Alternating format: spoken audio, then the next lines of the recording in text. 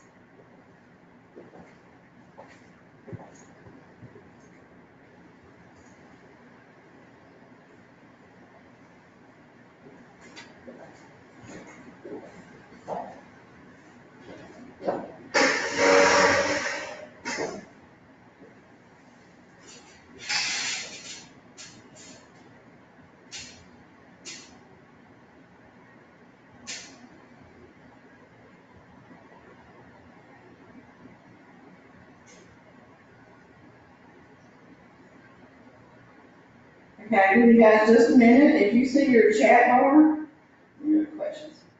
Oh, okay. All right, so in the questions it says we can hear. You cannot hear, but I can see the mouse moving. Jenna, check if you're on phone or computer. Okay.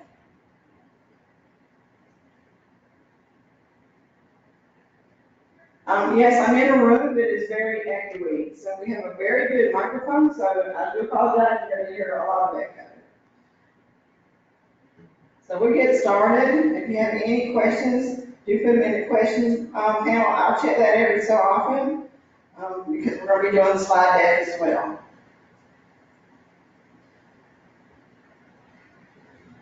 All right, so you should see the opening slide deck. Again, welcome to Home-Based Meetups here with the NCEES, North Carolina Educator Effectiveness System.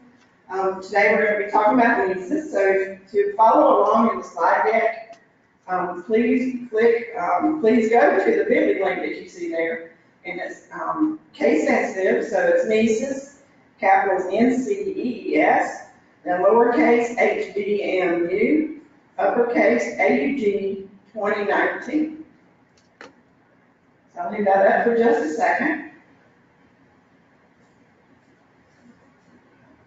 So I hope you guys can see the room. We have, you want to introduce yourself? Oh, I'm Rebecca with Moore County Schools. Rebecca with Moore County Schools, and Dr. Moran, who replaced Bernard Harry. Dr. Moran, you want to say hello? I will say hello, good morning. This is our first time that we are streaming these, so we would appreciate your feedback. So bear with us, we're trying this out for the first time. We did stream our Power School session yesterday, and we had like 23 that joined us virtually. So welcome virtual friends, and so bear with us as we work out any kinks in this, because we feel like this will be helpful down the road. So thank you, and we look forward to having you join us today, as well as you, the person. Let's move the microphone. All right. Okay, is the microphone any better?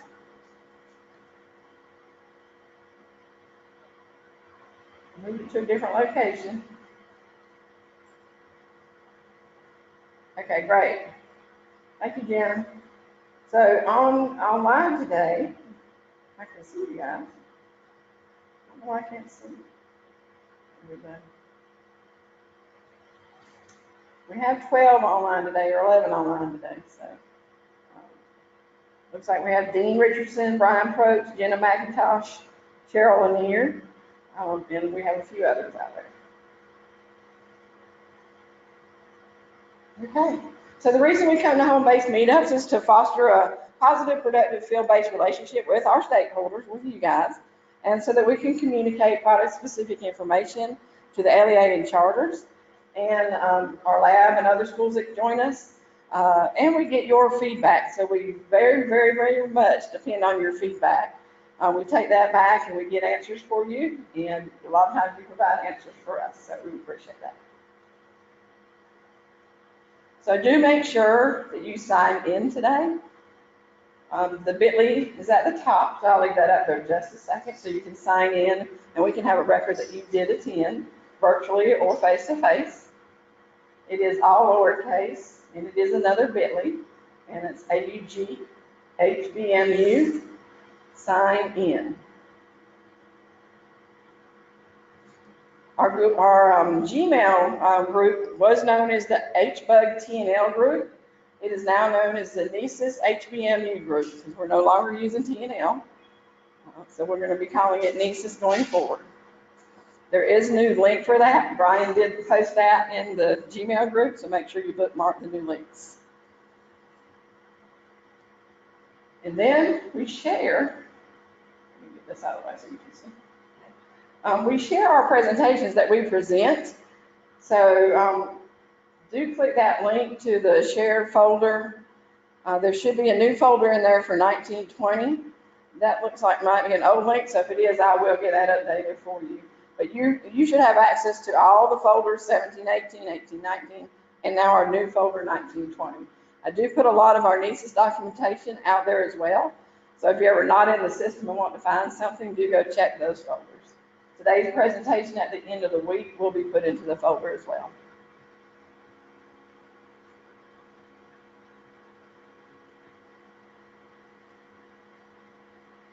So the sign in and the questions is in the slide deck.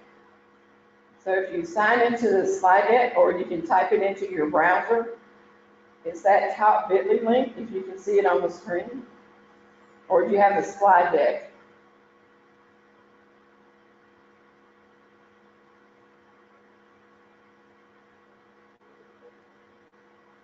But can you guys see the audience?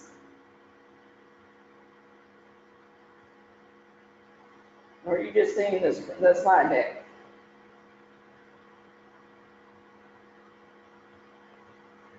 Okay. Thank you, Cheryl. So you can't see the slide deck, probably because we've got the webinar hooked up. Can you see our room in here? Can you see me? So Jen is just seeing the slide deck.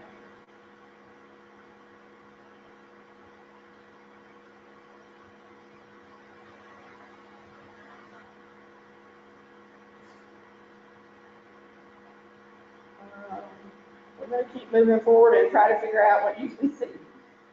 All right. Okay, so here is our HBMU schedules. We are going to be sending out locations very soon. We have 2 that we still need in December, and I believe in February, but it's been requested that we go ahead and send out the locations we do have so you guys can plan your calendars. We are live streaming new for this week, so bear with us. We do want your feedback on how this works. And if for today, it's only going to be NCEES. Tomorrow will be Canvas live stream, and then Thursday we'll be streaming SchoolNet.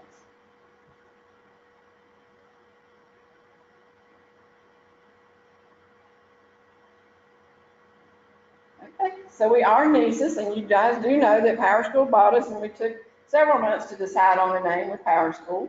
So PowerSchool is calling us Unified Talent. We're part of their suite of Unified Talent products. We are known as Perform Enterprise and Professional Learning. So that's going to be the evaluation system and the PD. We have, and that link is not correct. I didn't notice there was a C missing. You might click on it, it'll be okay. But the bit.ly should be NCEES-support. And that will take you to our Google site that Kim Simmons has set up. She's done a wonderful job. In fact, she's doing a webinar today at 4 p.m. to take you through that new Google site. So do join us for that. There will be a registration. It should have gone out in the emails that I've sent out and in the newsletter. And on this Google site, there's a page to go look at the webinars and register for webinars.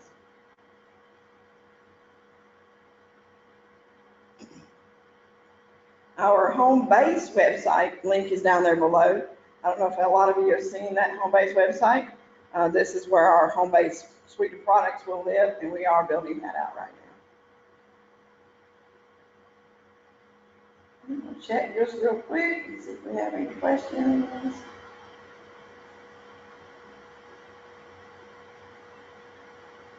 Okay, I'm gonna go back to the first page real quick if somebody needs the bit.ly.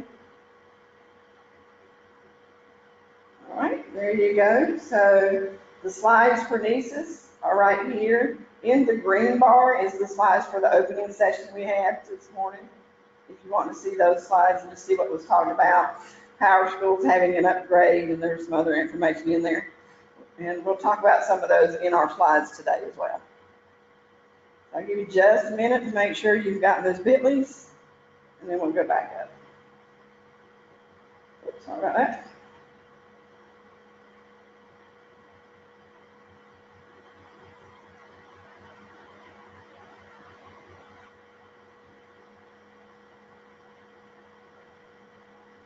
Okay, it needs a C. The NCEES support bit.ly is not working.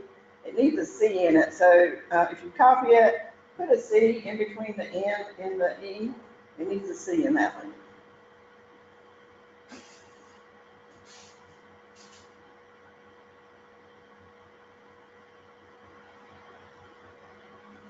Okay, so I hope everybody has the bit.ly now. We're going to go back to where we were.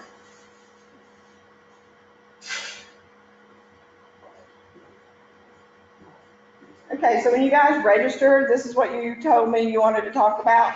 The beginning of year administration, ad hoc reporting, district administrator guide, access rights.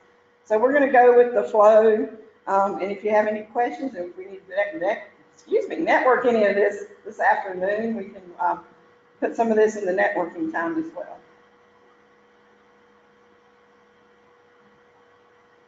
So we're going to be talking about the updates and anything new in NCEES. We're going to talk about the words public school units that the legislature just passed. And we're going to talk about, I have a few training accounts that you can use if you need to get screenshots for documentation that you're building, or if you want to use it to present to your beginning teachers how to get through their comprehensive plan, you can use these training accounts. We're going to talk about successes and challenges. And then we're also talking, I've had a lot of questions about staff access and how people get into NCEES. We're going to be talking about staff access rights after lunch today, and then about your beginning of year for administrators and staff and admin, what they need to actually get started with in their plans. And then we build in some networking time this afternoon.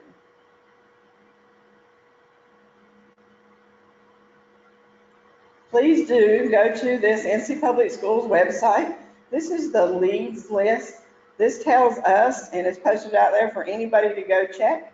If you ever need to contact somebody, a lead in another district for NCEES, do note that we told them the new name and they picked Unified Talent to put here instead of NCEES.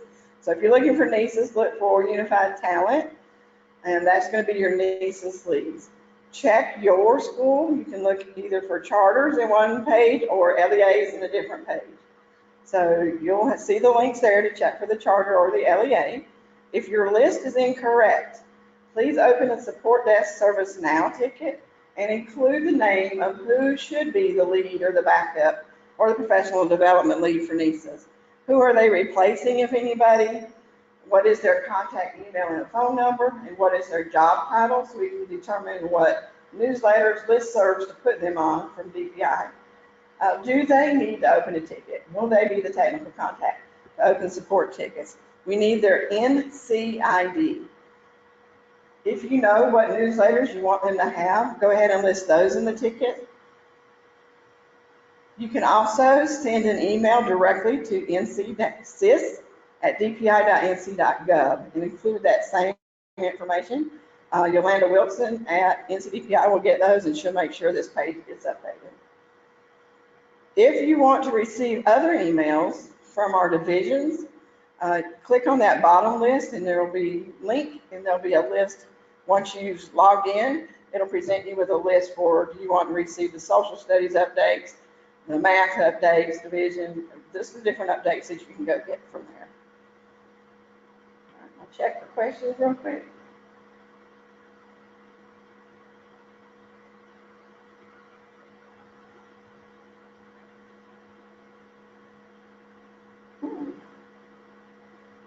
All right.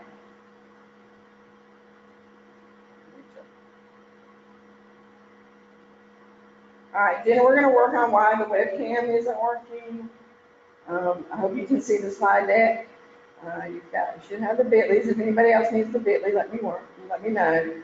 And we talked about the NCEES support bit.ly. Why have they changed to post-conference? So that you have to finalize the observation before you can put artifacts or comments in the post-conference. So that's for the evaluators. Cheryl, we did talk about this yesterday. The vendor had that new, you see the circle with the eye icon, and we'll talk about that. So we had to go through and try to determine where those dependabilities should be, what you need to finish before you can access the next thing. So we were trying to prevent the teachers from signing off on the conference before it happened, which was happening a lot. But I think we also put that dependency on the evaluator. So what I think I'll do is go ahead and ask the evaluator to go and ask the vendor to take the requirement on the evaluator's portion out. Because I had another district that they put their notes in there. Once they're done with an observation, they put it in the evaluator acknowledgement, and then they hold the conference. So if that will work for you, we'll go ahead and have the vendor remove that. But I think, let me know about any other dependencies that aren't working for you. We tried to get it so that the evaluation completion reports will work better this year. And I'll make sure everybody does their steps in order.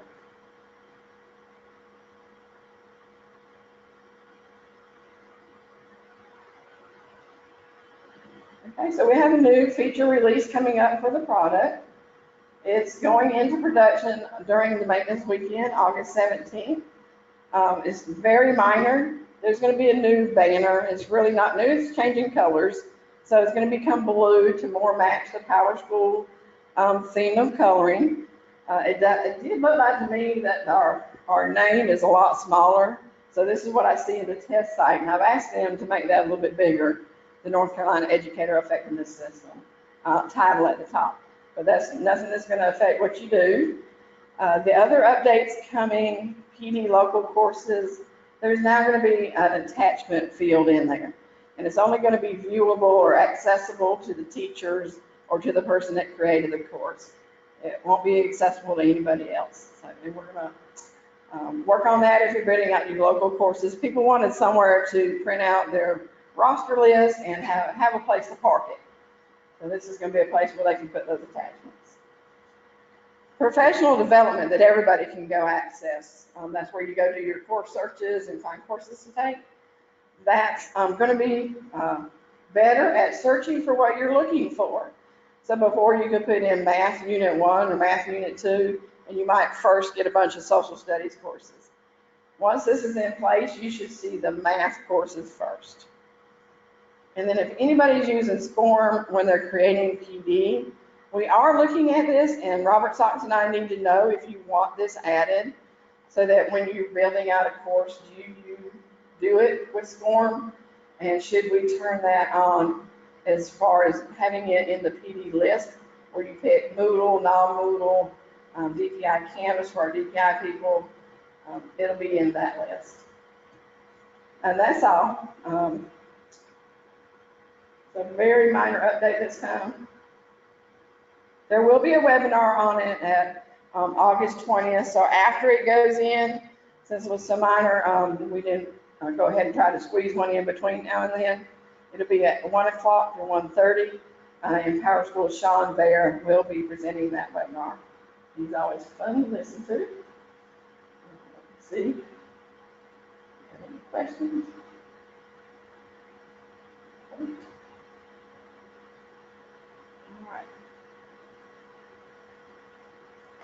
All right, then everybody should have received a list of webinars that are being offered. We do have one tonight. We are excited to let you know that we do have these webinars and that you can earn that 0.1 credit hour by attending the live webinar. You have to be logged into the live webinar. And then Kim Simmons will send out an email afterwards with your certificate and with that credit hour. New for the APs this year, and this starts Tuesday, August 27th, is attend sessions with Kim Simmons. And this is specifically for your new assistant principals. We have had the question, can your current assistant principals, will this be beneficial to them?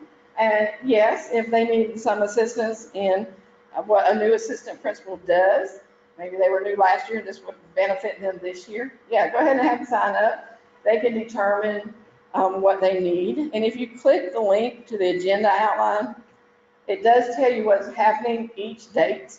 You only need to sign up once, I believe, and then you have access to all those dates. So they can determine which date they want to attend if they're already a seasoned principal. But this will be good for your new assistant principal.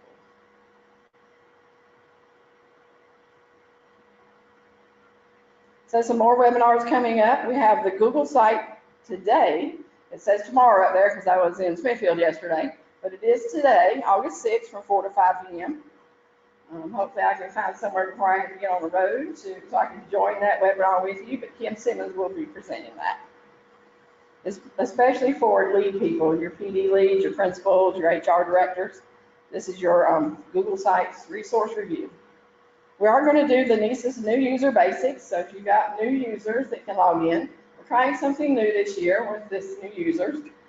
We will have our regular Tuesday at 4 to 5 on August 13th, but then we're going to try to hold one from 7 to 8 on August 15th. That's a Thursday.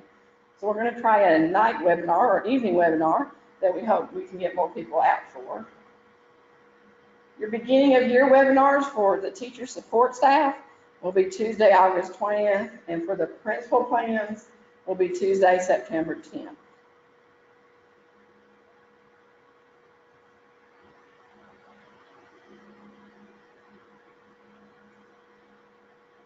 If you missed the webinar we had about 2, maybe 3 weeks ago, July 16th, the housing PD opportunities, we've had a lot of people interested in using those PD offices. Do go watch that, and there's the link to the slide decks as well. This is also posted on the Google site in the webinar list. We always put our recordings out there as well. All right, so let me check for questions before we get to what's new in NCEES. I think we're good on questions.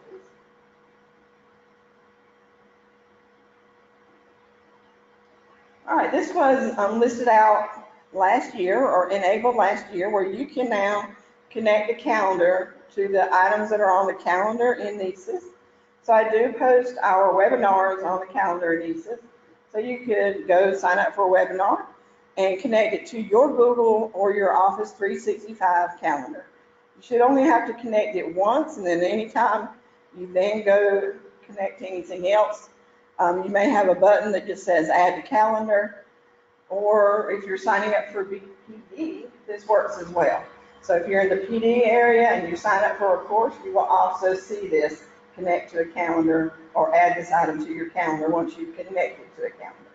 You can only connect to one Google account or one Office 365 account, but you can connect to both a Google and an Office 365 account.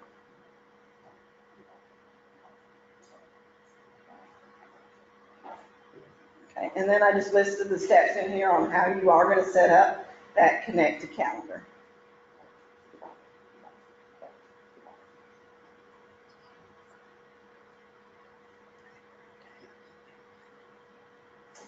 All right, so we have the observation light bulb issue fixed.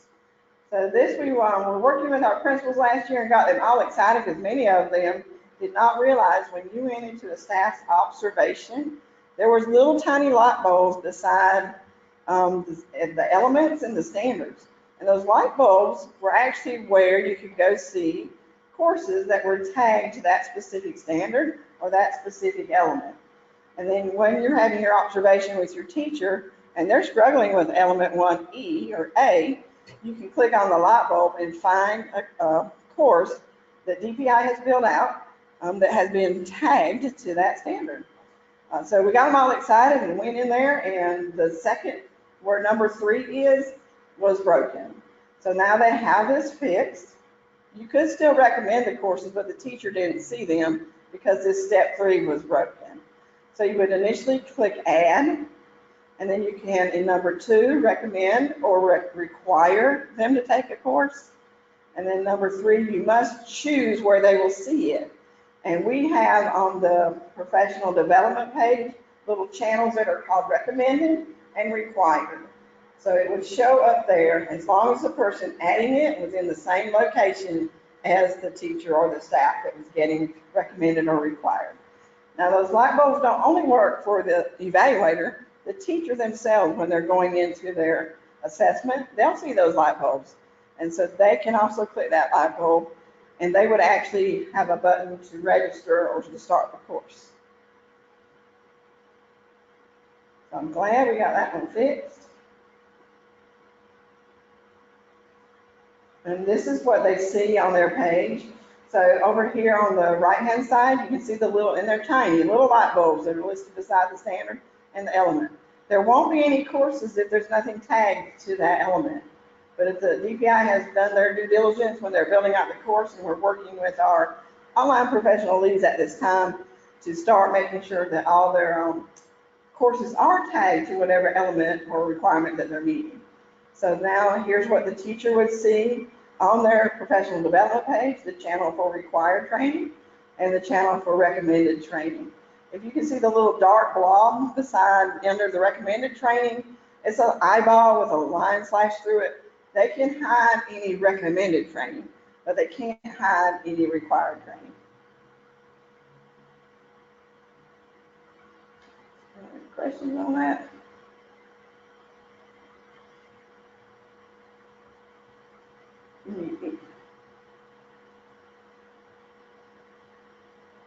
Yes, when we get a break, Cheryl, I'll put, you want the links for the slide deck? Yes, I'll put them in the chat. Or if somebody out there is in the chat, if they want to post the links in the chat for those that didn't get them, that would be very helpful. I appreciate that. Or that would help. Thank you. Cheryl, if you were asking about something different, just reply back with more specific about what site you want to have access to. Okay, NCEES support services. So our SIS site, our Power School, is now fully under vendor support with Power School. They no longer put their tickets into DPI as of July 1. And a lot of people were wondering, what about NCEES? Because Power School has purchased NCEES. Well, eventually, yes, that will be coming. But right now, you continue to put your tickets into service now. So let me know if you have any questions about that, but we are moving forward with our current status right now.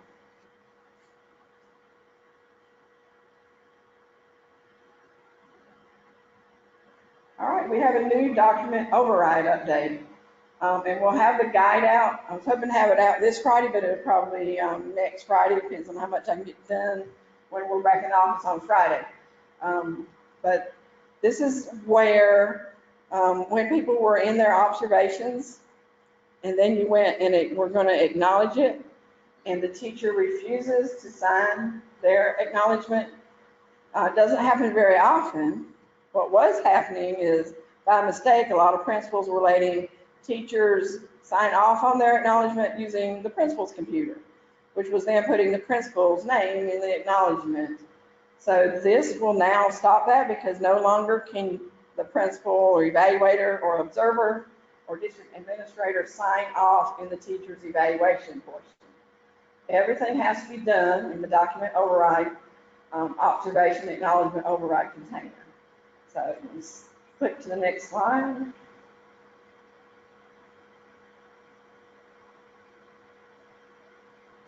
So when you are in, and I hope all this is familiar to you, if anybody wants to go through the live site, you have to give me a minute to let me know, and I'll get logged into the live site to do this. But you would come in here, and you see the evaluator has acknowledged their portion of the post-observation conference. But now the teacher is refusing to sign it because they didn't like what was in there. Do know that the teacher should not be refusing to sign, because all they're signing is that the conference did take place as it properly should, or if it's an observation that doesn't need a conference, they're acknowledging that as well. So it's just an acknowledgement that it took place as it should, or it did not take place as it should. So now, instead of coming in here, the principal would come down to document observation override, and there is now a progress icon in front of that override. It didn't have one before. So now you click that override, the principal would click edit, and then they would come in. Let's see if I have another slide. Yep. They would check the box that they're signing in lieu of the teacher. So district administrator, observers, because we have some districts that use observers do this, and the principal can now sign in lieu of the teacher. They can put in their override comments, which are required. They also have a place to attach any backup files if so needed, and then they can click save and exit. This then puts a green check mark on the override container. Notice that the teacher acknowledgement still shows as not started.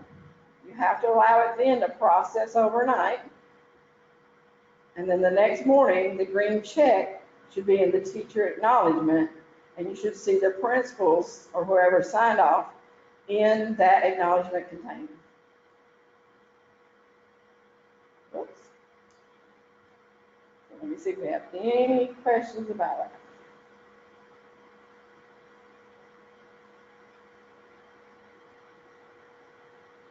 Okay, great, Cheryl. I'm glad you got your answer. All right, no other questions. We'll move forward.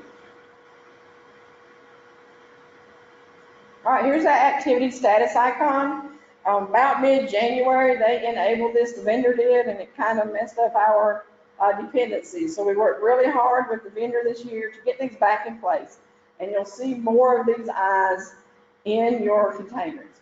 So do let me know, like Cheryl did, are there any that are blocking your progress in the plan?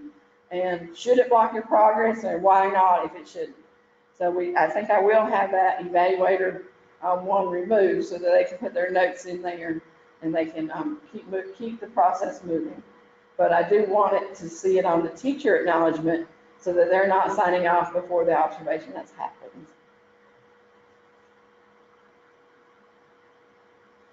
So here's a picture of what you're going to see. If you hover over the letter I, it's going to tell you what must be completed to open up that container.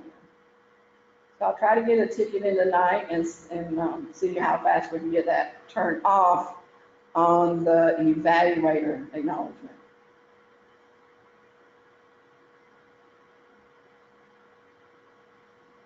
Okay, the next thing in our assessments and observations, in the rubric in element 1E, there was a link to some guides that explained the element that was not going anywhere. It was going to a French dog site.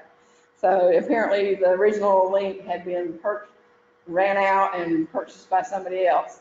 So we have gotten our new link, and it is now updated in there.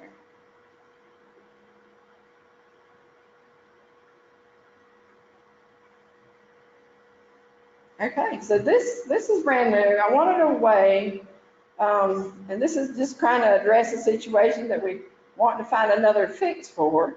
But we've got a link now to show where the plan was started at the time of training and orientation. So what school were they assigned to when they did their training and orientation in their plan? This is also reportable, and I will create you a report, but you can create your own as well in the evaluation ad hoc reports, the evaluation single row evaluation, and then there's two, evaluation forms and evaluation forms single row. All right, so we'll take a look at that. I have a screenshot for you. Okay, so now the teacher is also going to see this. So when they're in my evaluation, they don't see it until they start their plan and they did their training and orientation in that plan. Then when they come back in to reopen the plan, they can see their school assignment at time of training and orientation. And when you're doing your beginning teachers, if they're coming from other schools for any reason, or when you're doing the orientation with your other teachers, if they're coming from other schools, even over the summer, they really need to check this field because they may still be active at their previous location. And so then the school assignment in your plan is going to be that previous location. So once it's started, you can archive it and restart another one, but until they're inactive in that previous location, it's going to show that other school location. So we're going to work really hard with our payrolls and see if they can get all their people inactivated that should by now be inactivated because they're going to new districts. So for you to see it as an admin, you would navigate to staff evaluations. Oh, sorry about that. And then you would click the three little lines that are beside the words abbreviated evaluations. And you would then click into the current plan. So you can click into your current abbreviated plans or your current, my brain just went, comprehensive plans. And then you'll get that list of everybody and what plans that's on that plan. And you'll see that link. So you can click these one by one. It will take you straight into, so if you have a new person coming in mid-year, click that link and you can see where their plan was started in. It's just a modification tool right now until we can get it fixed so they're not active in two places at one time. We are looking at some options. So here's the page it takes you to. And then if you click the back button, you actually just go to their plan. But this shows you what school this plan was started in. And you still do need to check that now because they're moving from school to school already over the summer. Yeah, any questions about that?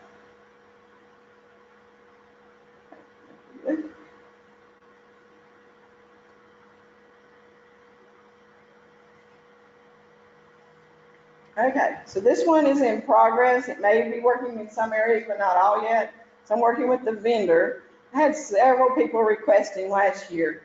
When I do a peer observation in a plan that's not required for a peer, like a standard plan, and somebody said, oh, we need a peer observation on this person. You can do it in the standard plan, but it would never show complete. You would never see an overall green check mark unless you completed every activity, the pre-activities, the formals, the evaluator sign off, the written responses. Unless everything was completed, you would not get a green check. So we've gone back and forth with the vendor on, well, how can we do it? Well, we can designate that you must do the formal observation, both acknowledgements, the peer acknowledgement and the teacher or support staff acknowledgement, and block it to then get a green check overall. Now do know that your pre, if you're using the pre, it may not get a green check because we did not enable that as a required portion. So the least amount you must do to get a green check is do the informal, formal observation depending on the plan type, those acknowledgements, and the lock. This will also be added into the additional observations.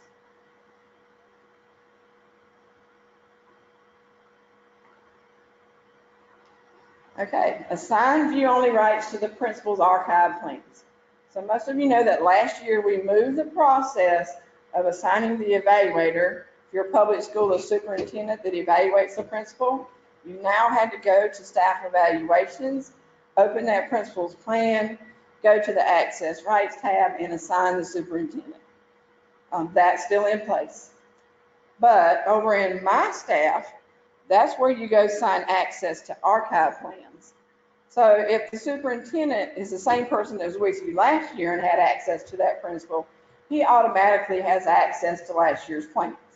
But if you get a new superintendent replacing that other superintendent, he doesn't automatically have access to that principal. So now you can go to my staff and you can add, if you click the archive button, you can see my screenshot. Under number 2, you have to check include archive plans, and then you can pick the principal plan for 18-19. And you have a choose rights.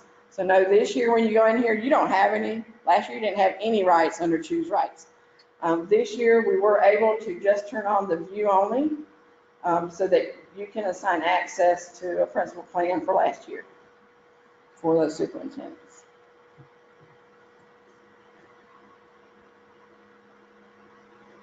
Okay, do you have any questions? Good. All right, we've been working really hard on this next one, and we have an answer kind of, sort of. Overall, the answer is this central office view-only role. We wanted our superintendents, especially the larger districts, were really hard requesting. When we sign the view-only rights on a superintendent, you know, in the My Staff, you've got those 4 steps for each school, for each plan type at that school, for that one person. And for a large district, that was taking a long time to assign their superintendents view-only rights to everybody in each school with each plan type. You just had to keep doing step, step, step, step, step, step, step, step.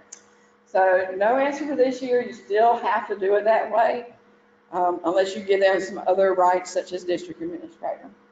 What we were going to do, and we did find the answer, was currently everybody comes into the system with user access rights. Except for our principals, they come in with site admin rights, and that makes them evaluators of everybody in their district. Even the superintendents were coming in as user access. Well, we have a demographic called district administrator, and we could set that bucket of rights to be view only. So we said, oh, yay, we can make our superintendents with view only rights. We have a bucket for them. So when we tested it out further, we have the new assume identity that everybody loves, because now you can troubleshoot. It attaches itself to anybody that has district administrator rights. So what would happen is statewide, if we enable this, all district administrators who are superintendents would now have assume identity. So DPI says, and our security group said, we're the ones that turn off the stuff, on the stuff in the system. It's not like we're in a school, we hadn't handed somebody a key to go into the folder room. We're giving everybody those rights. So we're going to continue to work, and the vendor has promised to continue to work for us to get a view only role, but it'll probably be 2020 before something like that will happen.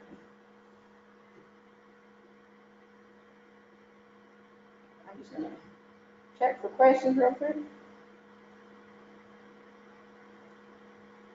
All right, transfer credit manager. This is another guy that should be out by next week, I hope. They made updates to this last year and kind of broke our process for the people that were using it. But it's also going to improve the process if you want to use it. And instead of designating one person in your district to enter these requests. So what teachers do is they take outside PD. They could even go to California, it takes a PD that you've approved, bring back their proof of attendance or certificate, whatever they get, and they turn it in and say, please put this in the system. Please put it in NCEES so I can see it on a transcript. And somebody was doing that, they would go enter a request for another user, or if they were doing a face-to-face session, they could do a bulk request, put in the event, and then add all the people.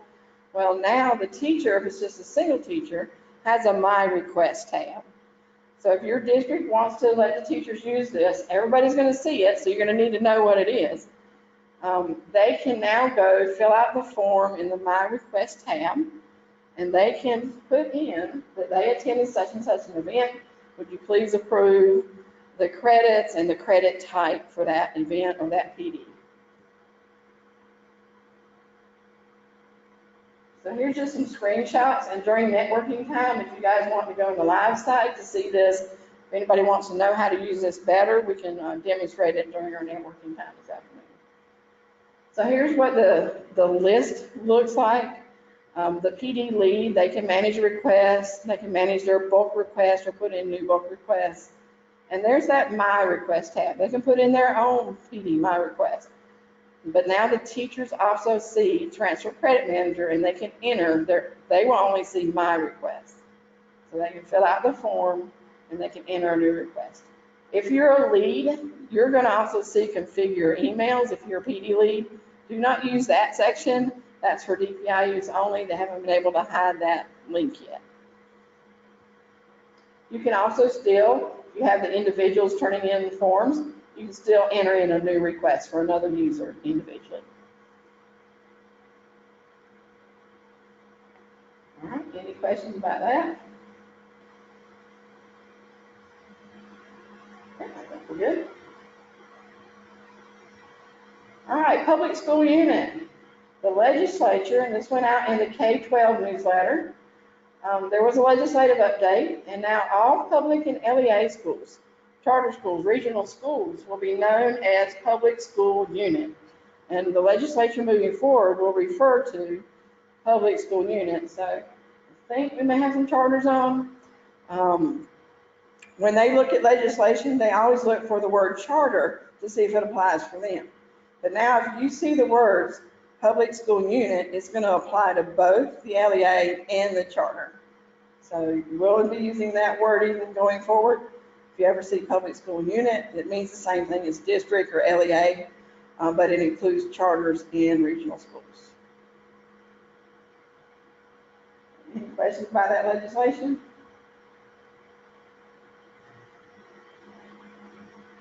All right, I have a question from Blair. Does that only note that on their NCEES transcript, or will it sync to HRMS as well? So she's talking about the credits that were added through the transfer credit manager.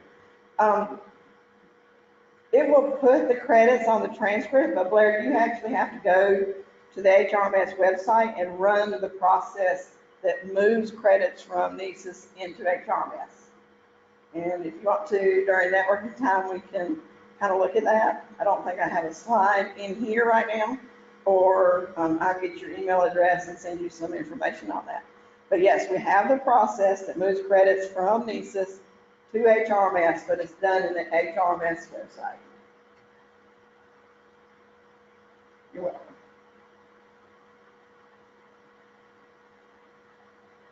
Training accounts.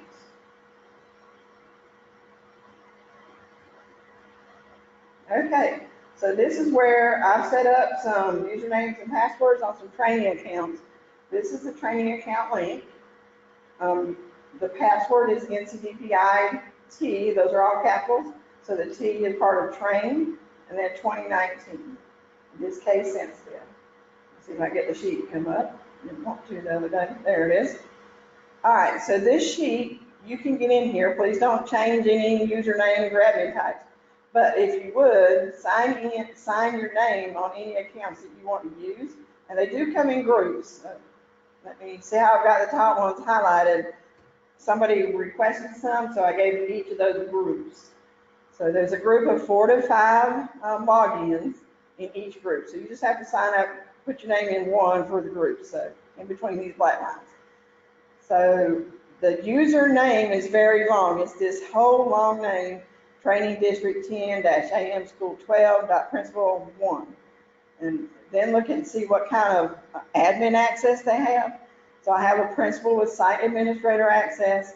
This teacher 4 is usually the district administrator in the group, but do look at the list and see. They don't have an evaluation assigned. All of these I've already assigned evaluations.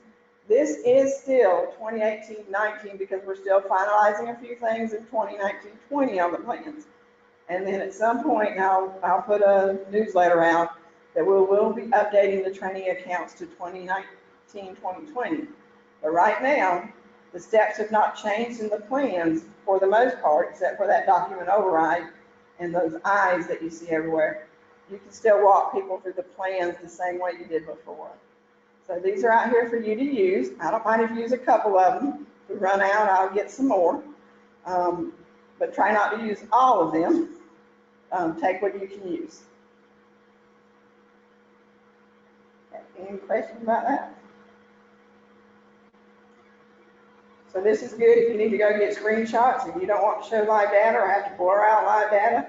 This is a good place to do that. If you want to change the plan types, just start the plan, delete the one that's out there, change under my staff what plan you want to have that teacher to have, let it process overnight before you do your presentation.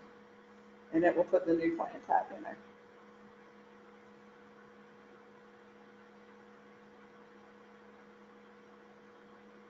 I hope that's helpful to you. All right. right, at this time, and I'll see if I can get this link and put it in the chat if you guys aren't on the slides. Please click on the link for Fayetteville to open the Padlet. And so we're going to take a quick break so you can get water back there and also type in your successes and challenges. So we're going to break for 5 minutes, so you're going to be silent in here. And I will get these links in the chat. And you guys, please be filling out your successes since the end of the year, what's been going well with the EOY, what's been going well over the summer, and then are you having any challenges, and then do you have anything you want me to take back, we'll put them under the action items. So it's going to go to you guys right now.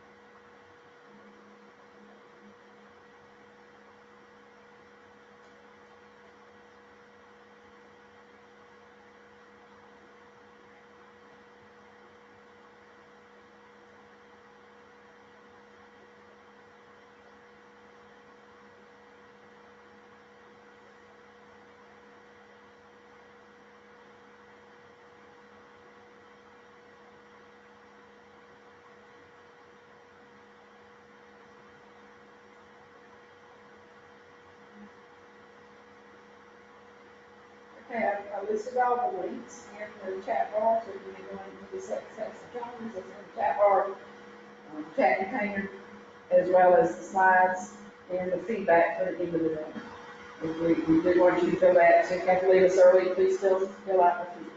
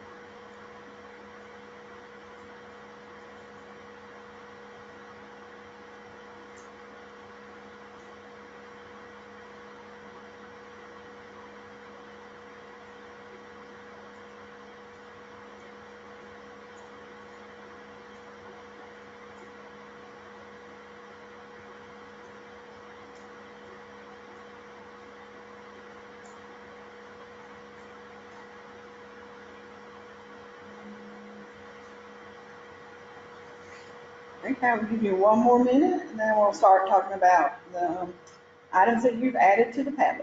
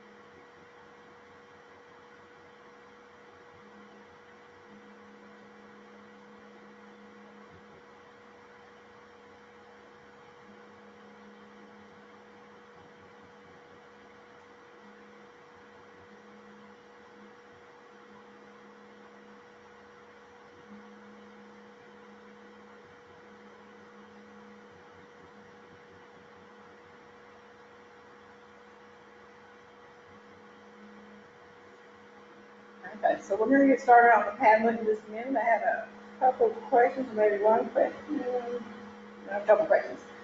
One was, so if we sign up for the, for like line 22 to 27 on the training accounts, yes, you sign up for the whole group. So even if you put your name anywhere in between the black line, that whole group of names in between the black lines is your group. And then transfer credit manager, I hope to have that help guide out.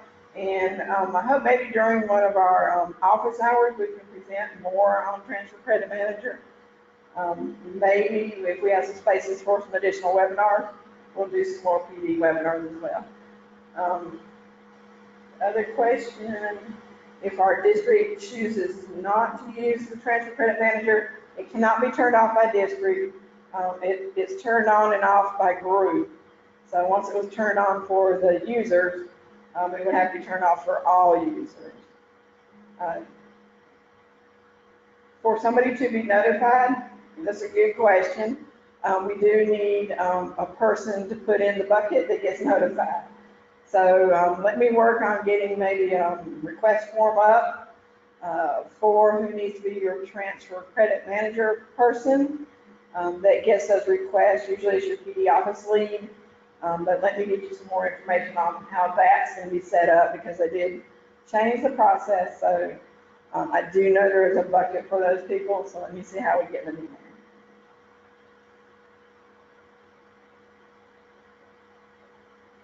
there. Okay.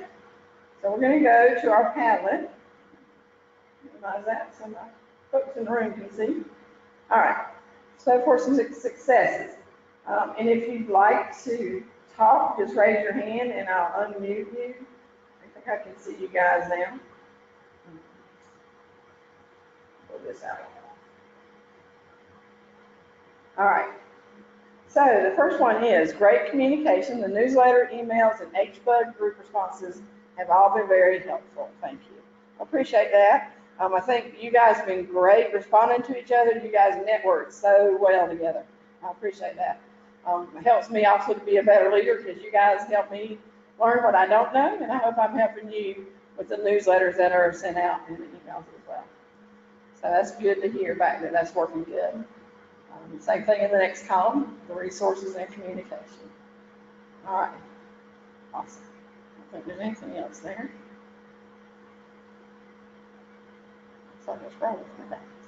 All right, so we'll move into challenges if we don't have anybody else that wants to speak to successes. Good. Challenges are access to the current year's reports for year-round schools. Yes, I've been working, I don't know what has taken so long. Apparently they decided to do all their customers at the same time. So when I called this past Friday, venting a little frustration is why those aren't turned on yet. And that's in reports, your quick reports especially. I did hopefully copy over the ad hoc reports that you need for the beginning of the year. Still working on the rest of the ad hoc reports. But the vendor said, oh, we're working on that today.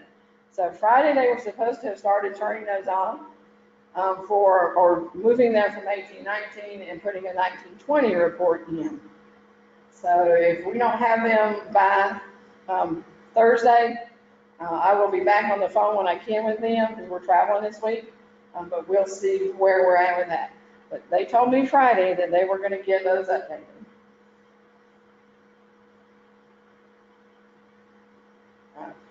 New to the district employees, not being able to register for courses in NCEES from day one of hire. Is that a barrier created by the district, time it takes to give access, or what? And the same one on the next one kind of goes with that. Always an issue of those that don't have access to NCEES PD due to their roles and position types, yet they need CEUs. So two different ones, but kind of the same. So your finance is not putting, your payroll is not putting them active. And I heard this yesterday. I didn't realize that payroll was waiting until, for some districts, that first paycheck to pay out before they made them active in UID or made them active in the payroll system. I don't know how that's working. So I made me an action item to take this back. They need to be active by day one of school at least. And some districts are working with their payroll and they're getting them, probably the smaller districts, the payroll says, sure, we'll make them active a week or two ahead of time so that they can start on their PD. So I'm going to guess that it's our payroll systems that, and they're trying to do what they've been instructed to do. So I'll go back to DPI, to my accountability department, and to the finance and see what rules are in place and why they're waiting 30 days before they give them access, why they're waiting for that paycheck to pay out. Because they're active, they're at the school, they're there on day one. So we'll see what their actual rules are and see if we can get another communication out about that. We've been doing good about getting you admin leads that are 151s. Finance, we did send out a communication, and we'll try to send out a second one, that they should be using 153 object code to get into NCEES. And then, yes, we're still trying to work on, because we've had the turnover so much at DPI, those that can't get into NCEES due to they don't have the salary codes that puts them into NCEES, but they need CEUs. So working with Power School with a new contract, I will take back to Robert Sachs, who is now the NCEES business owner, and Tom Tomberlin. I don't think Power School is going to limit us as much as far as licenses in the system. But let me check on that before we get a big cheer going up. I'm going to see if we can get at least the rest of the 131 codes in there that are certified positions, because I think we have most of the certified codes in there. If you have any that aren't 131 that are certified, put in a ticket to me as for an enhancement request, and I'll bring those up as well. We do have, the legislature still hasn't passed the budget. I don't think I've read it, it's been passed yet. Because we are supposed to have that PD only licenses line item in DPI's budget. If the legislature approves and if DPI is still going to honor that line item, we'll have to get back to you on that. But that will be ways out, because we'd have to test the PD only licenses out. See if we have any questions before I move on.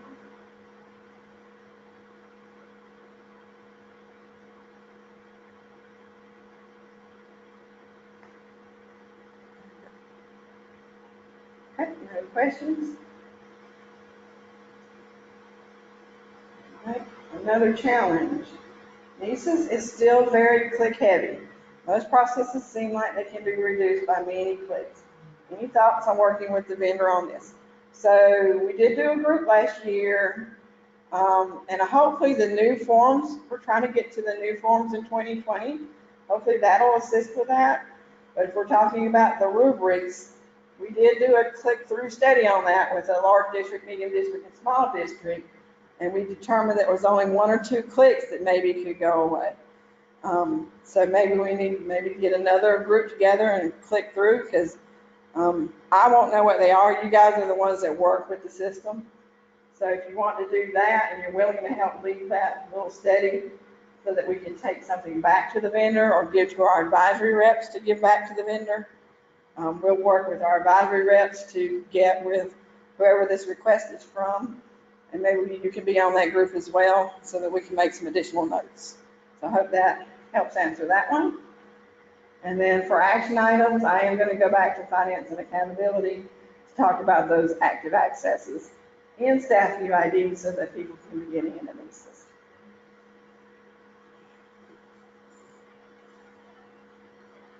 All right. So what time it is? It's 11:40, so we got about 20 minutes.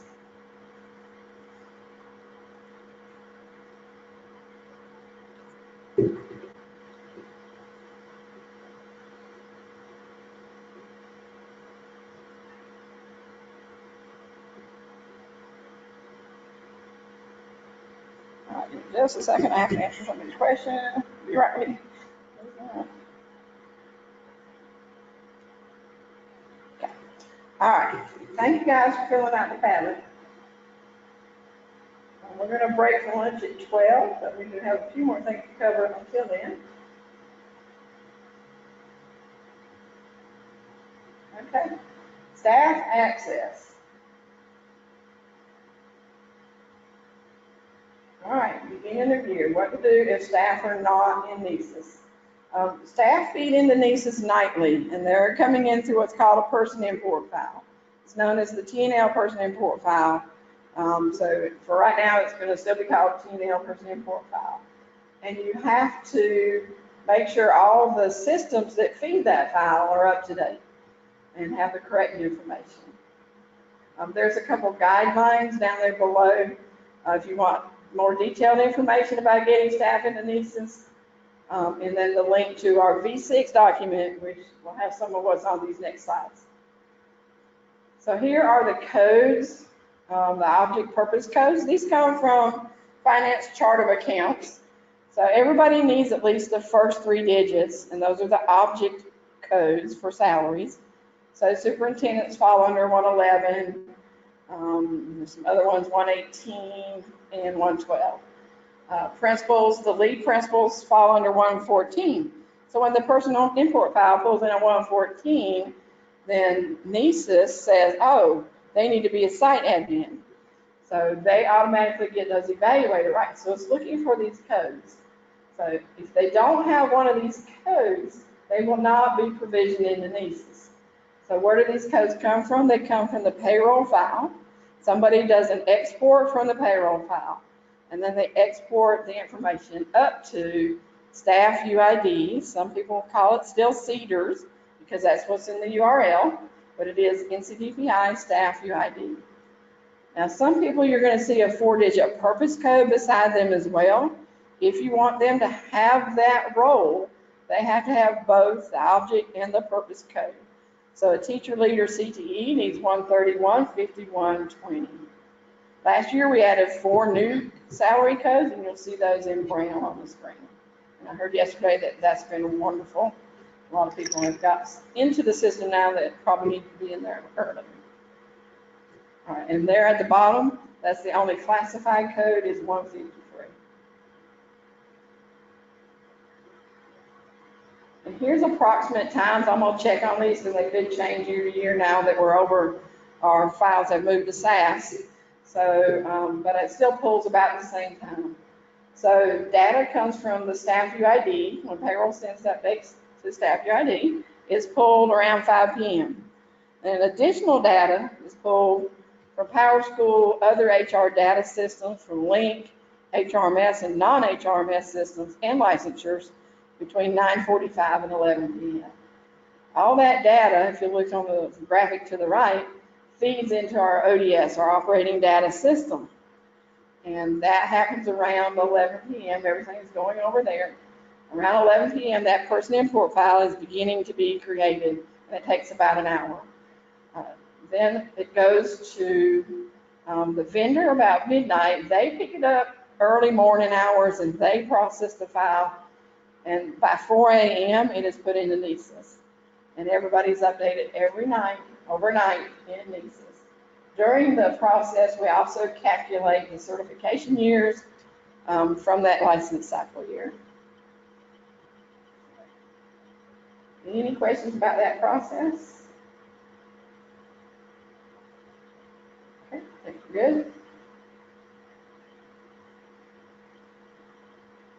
All right, so if you have access to Staff Your ID, you're familiar with these screens. If you don't, this is what they look like. And I don't mind helping you guys out anytime you put in tickets. You can't see this, and the payroll person says, oh, everything's okay, but you know it's not because people aren't writing NCEES. So I don't mind going and getting you a screenshot, let me know. Here's a person on the left, Miss at Watauga. They have a salary code, if you see there, 113. 113 is that director supervisor code. So they're going to get it in NCEES because it is on the list. They're also at Eddy location, which is 000 up there. That is an Eddy location. Watauga High is an Eddy location, but they're not active there. You can see the active yeses and nos. And down at the bottom, they're also active at their finance location, 810 Central Office with a 113 code. So which one of those would be primary in our system? That would be determined by the last update date, and we'll look at that on the next screenshot to the right there. So this person on the left is getting in fine. They have a 113, so they're okay. The person on the right, they're at Halifax. They are active in several schools, and that's fine. They're active at the county, and then they're also active at several schools, so that all those schools will show up in NCEES too. Which one's primary? It's going to be the one with the last update date on it. So if payroll is uploading all of these at the same time, the system just has to pick the last one that was updated as the primary one. But if in NCEES, you're trying to mark a different school primary because you know their school should be infield and not southeast, overnight, it processes back to whatever it thought was the primary site. So you can see that all these top three have 224 on them. This bottom one, we can't see good in here. I hope you guys can see it. The bottom one has a different date on it, has a newer date. Whichever one has the latest update date, the most recent date, will show up primary in NCEES. If that makes sense. So if you can't see the bottom of the screen, the bottom one has a 114 code, lead principal code, and it has the most recent date. So that's probably going to be the primary location in NCEES, and they're going to actually show up as an evaluator or principal because they have the 114 as their primary code. So whenever we have people not being able to get in, we have to come out here and deduce what's going on. Okay. I don't think we have any questions about that, so we'll move on. Okay, NCEES help guides. I'm working on these just as hard as I can. Most of this past year's guides that have the 2018s on them, go ahead and use them. They still have the same steps. We've not changed anything in the rubrics. I do have your comprehensive plans updated, and they're posted with the 2019 dates on them. So your comprehensive for teachers and comprehensive for evaluators, ready to go. All the evaluator guides, I have to add that new override step into, and then all the guides need the new logos updated, and we're adding that circle with the letter I into the guides. So hopefully within the next 2 weeks, all of the evaluation guides will be updated. Hey, welcome. And then we'll be working on those professional development guides that are so badly need updating.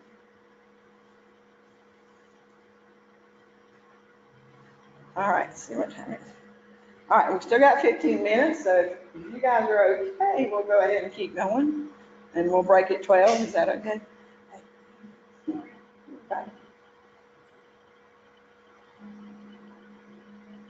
All right, this is just a reminder that you district administrators, and when you're giving people district administrators, you get an assume identity right. It's assigned outside of the district administrator access rights, and it attaches to anybody that it sees as district administrator rights. So this is where you can assume the identity of your staff, hopefully with their permission. If they're having troubles, we've had an overwhelming positive response to assume identity because it's helped you troubleshoot.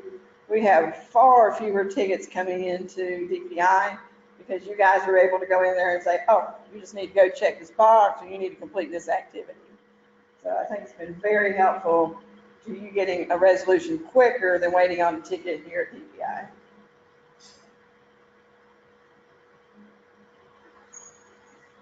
All right, and then just a little bit more about that. Remember always to stop impersonating when done. I do this all the time. And I say, why can't I get somewhere? It's because I've been impersonating somebody and I still have their access rights and not mine.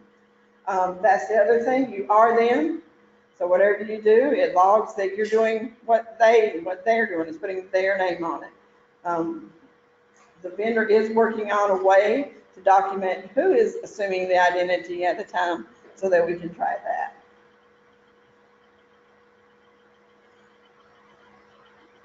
All right, here's another one about credits. This was started last year. District administrators can change the credit types on staff transcripts. So the staff take a DPI course. Most of those DPI courses are general credit, and they look at their transcript and they say, well, my district approved it to be literacy. Why doesn't it show in NCEES as literacy? It's because it's a general credit on the course. And that's done on purpose because different staff can have different courses applied to different credit types. So now we had to put the ability to change it on a person with district administrator rights because the transcript lives on the evaluation side of the system. So a lot of districts have their PD leads in the PD portion of the system, PD office admins. So if you're okay with it, make one of your PD leads, give them district administrator rights, read them the Riot Act, and then they can go to the evaluation and they can edit the credit types there. And then over here, they can choose what credit type to change it to. I think I have another slide. Yep. So they would edit, these buttons change to save or cancel. And then over on the right, they can change the credit type to what it should be. We are working on, for those of you that are building out courses, a way for you to be able to put more than one credit type on a course. But we ran into one issue because we have a group at DPI that wants to do that too with their courses that they're publishing to the public, have it apply to 2 different credit types. When it comes to the transcript, when you come in here and edit a course that has 2 credit types, it changes it to 1. So we're working with the vendor to see if they can get that fixed before we enable more than 1 credit type when you're building out your own courses.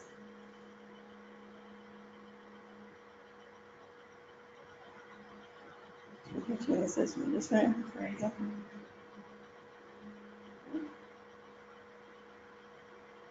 right, let's see if we have any questions before we move on. Okay. All right, so just a quick review of what your principals can do when they're coming in as site admins. They have access to 8 tabs. They can get to the home, my evaluation, staff evaluation, help guides, professional development, system administration, my staff, and reporting. Reporting, they can print any reports that DPI has published to principals. Assistant principals cannot, and we'll talk about them in just a minute because they come in as a user, they don't come in as a site admin. All right, so they are automatically assigned as the evaluator to all staff plans in their location. So then in the My Staff area, they can edit the PDP type or the evaluation teacher plan type, so they can be the ones responsible for setting those plan types. You may have to work with them to get them a list of what to set, but some of them are diligent about doing that themselves, and some depend on others in their school system to say, hey, this is what needs to be set. Do not depend on NCEES to tell you what plan type to set, because the teacher classification, we're working on that getting fixed to more closely determine what plan type should be set or what plan type shows in the demographics. But because this system has not been fed correct information in several years, it's supposed to be coming from HRMS. Now we're going to see if we can get it from licensure, because not everybody has HRMS. They had to do a workaround for the charters to manually put in updates, and a workaround for the schools that didn't have HRMS to manually put in updates. So you can imagine how many people actually manually updated their stuff. Not many. And then HRMS wasn't sending what we thought it was sending. So now we're going to work with Tom Tomberlin, and we're going to work with licensure, because everybody should be in licensure, to figure out how we can map that to update those teacher classifications.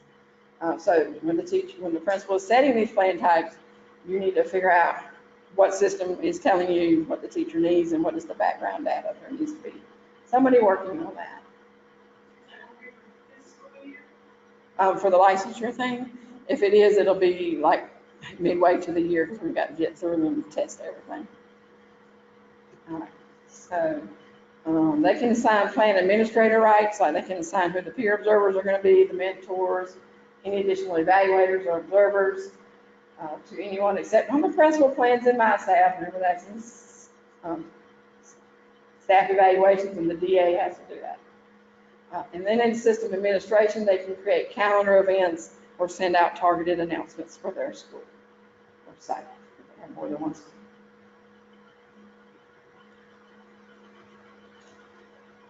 All right. So this year, as well as last year, was new last year. The principal plans, when we went through EOY, everybody's plan types were set to blank or not selected. If you see a dash, that's okay. It's just a little configuration thing. It means the same thing. Not selected or dash means they don't have a plan type. But the principal plan should have been auto started. So if it sees the AP or principal, they should already have in their little teacher plan type the principal AP plan. Their PDPs should be blank, and we'll talk about those in a minute. The plans are auto started so that they show up in staff evaluation, so that the district administrator can go in and assign the superintendent's rights to evaluate the principal. Now, the principal doesn't mean they don't have to do their training and orientation. They still have to do that part. It's just started enough so that it can show up under staff evaluations. So while we're talking about that, when your principals are calling you on the phone and saying, or coming down to your office, I don't see anybody in my group, it's because they've navigated the staff evaluations, right? And not my staff. So they should look first under my staff to see what teachers they have. Okay. And y'all remember why they can't see it under staff evaluations? It's because the teacher hasn't started their plan yet. Okay. Once it's started, it will show up over there. All right, we got about 5 more minutes, so we'll talk about this. The assistant principals come in as system users.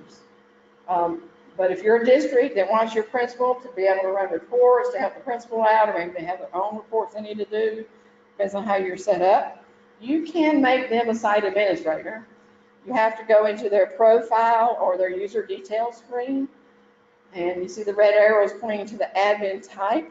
It will say user there. You need to change that to site administrator. And then once you've submitted that, a new button will open up.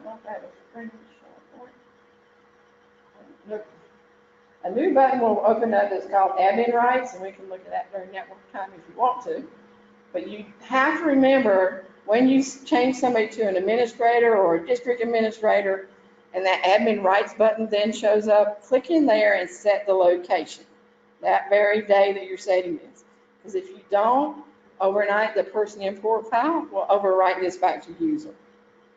So you need to set both the admin type and the admin rights little button, the location that they're going to be the site administrator at. If you have any questions about that, let me know. A lot of districts leave their APs as users, but if you need an AP to have access to the reports tab, APs don't have access to that because they're users. If you want them to be able to run reports that are published to principals, then you're going to have to make them a site administrator.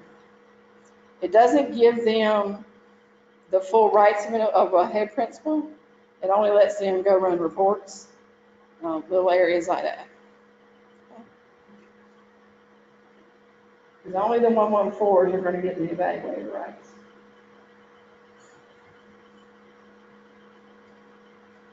Okay.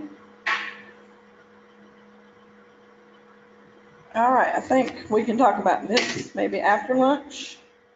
Yep, it's about 11:57, so we'll break for lunch. We have a new person in the room, so we'll get her the links. Let me see if we have any questions.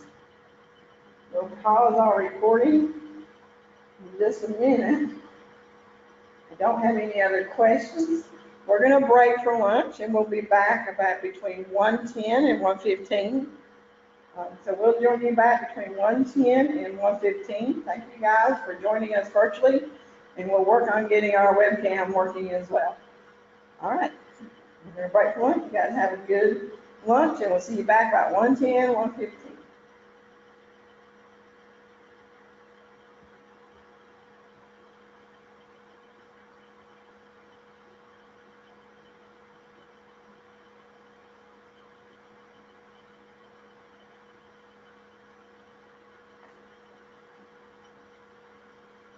Oh, there's the webcam.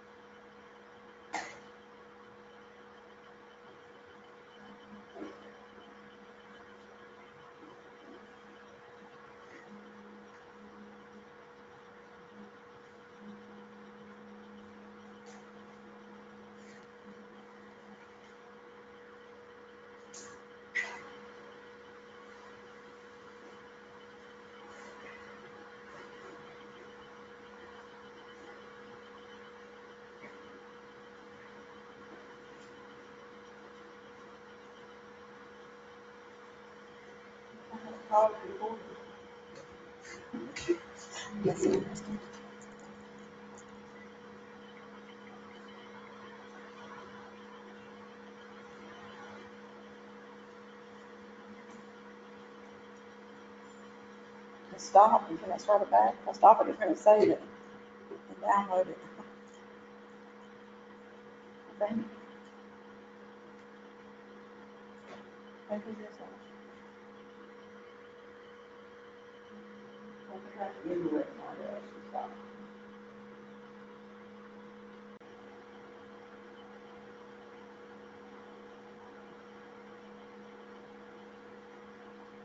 Okay, we're on webcam now, so that people can see you.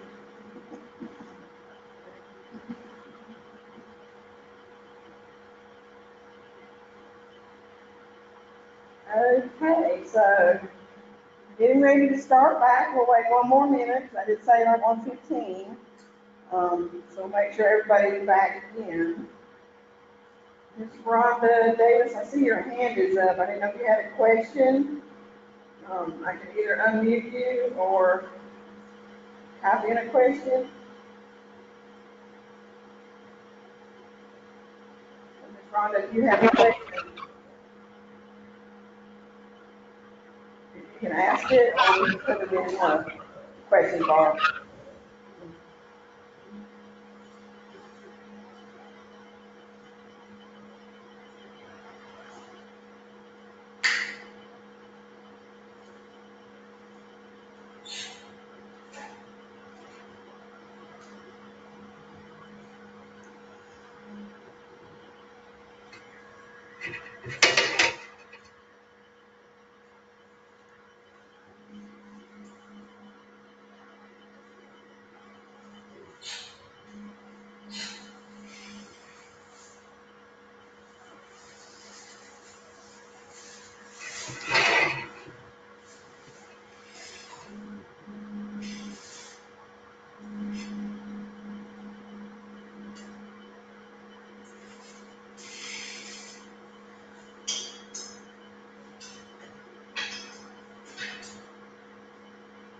I have about 12 people joining us online, so I think I can see the names now.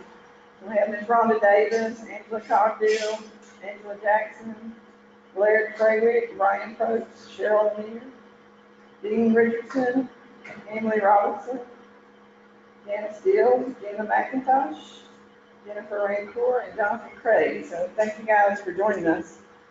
If you have any issues with hearing this afternoon or seeing, let me know.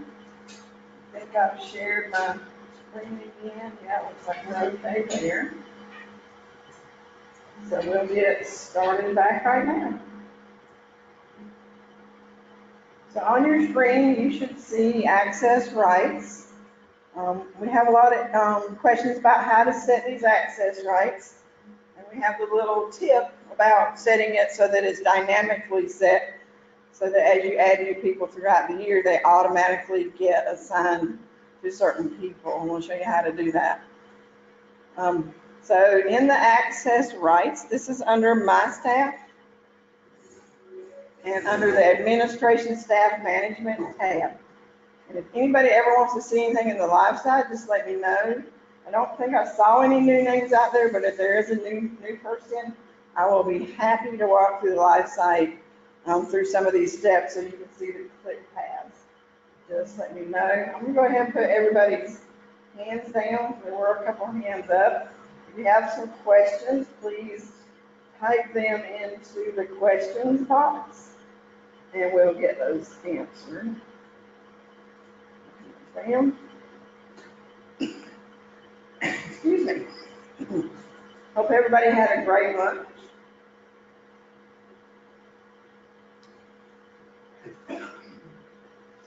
All right, so we're going to talk a little bit about access rights. We navigated to My Staff, Administration Staff Management tab. And there you select a person or you add a new person to get to their admin rights screen. If you selected a person,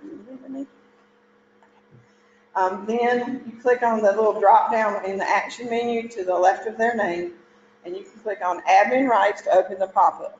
When you add a new person, when you finish adding them, their window will automatically open so that you can set their rights. And so I have one of those windows open on this slide deck, and you can see the name of the person that you selected at the top of that window. So here I've got principal and training principal. And the very first section shows what rights they may already have. If you're adding a new person, they may or may not have rights up here. If they're site admin, you'll see that they should have evaluator rights to all their staff. If they're 114 site admin. So up the top is where you're going to see once you've added rights, they'll show up at the top of the page. So that's this top section here. So you'll have to scroll. You can't make that top section any bigger to see all the rights that somebody might have. If it says at the far right that the rights were added by this page, that means somebody's done something on this window. If it says school admin or evaluator or something like that, district admin, then it's been added by the system. If it says, can't remember what that page is called, the one in the staff evaluations, there's another word for that that's been added under the staff evaluations. I think it's either reopen or access rights, something like that, but I'll get that wording. It's been added under the staff evaluations when you've added the superintendent as an evaluator. Then it will show up as a source of rights from that page. So for it to say, for you to give somebody admin access to all staff somewhere, if it's not been system assigned, and you want to give an AP access rights to everybody for the abbreviated evaluation plan, he's going to do all the abbreviated plans in that location. Then under number 1, you need to choose that location. It should show up for that principal.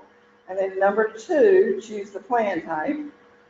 And here I've chosen abbreviated. And then in number 3, if he's going to do all the abbreviated plans, he or she, then in number 3, I recommend that you don't select anybody there.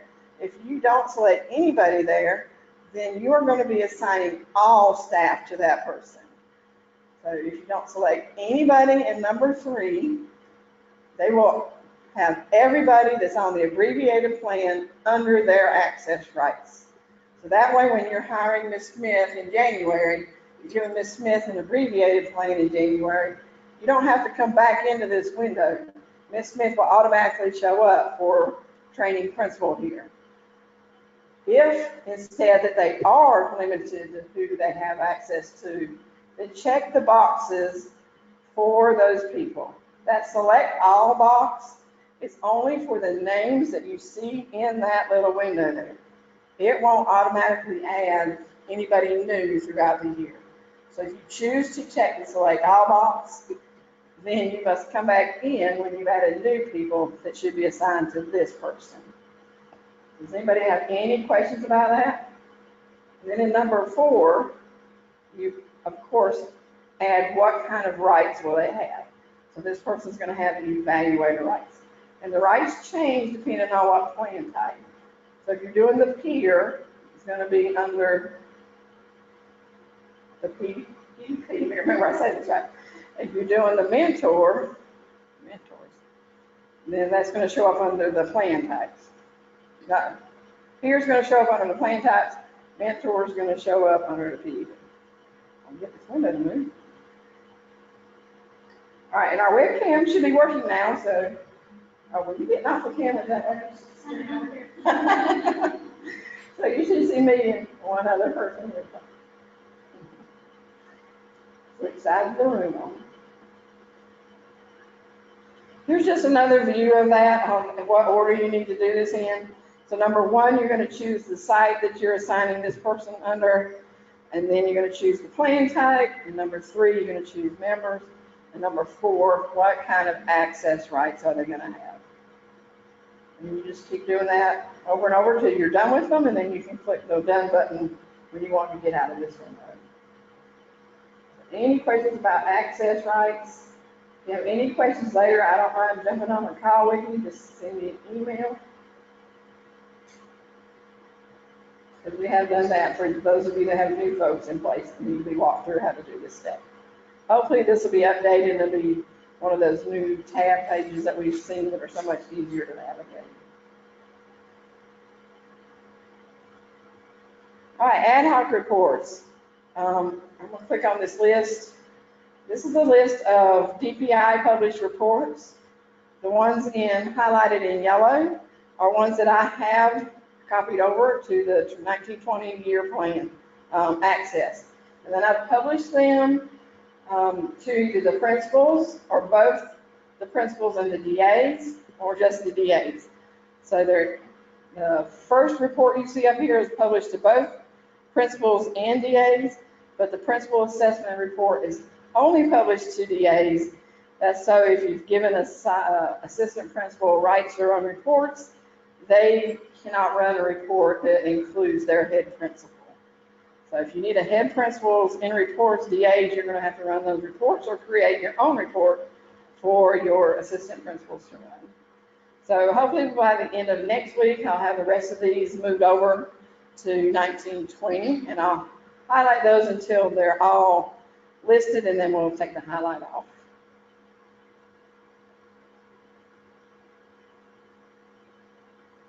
So there's 3 pages of those, so just go through those. I've had some conversation about how these head titles, the lead group in the ad hoc reports doesn't really match what the report is giving us.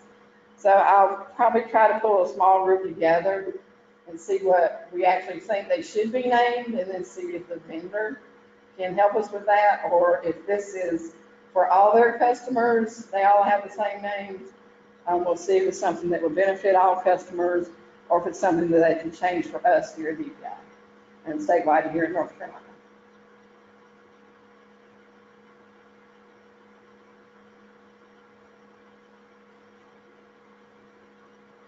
Quick reports. I haven't checked today. This is one we talked about earlier that needs to be updated to 1920.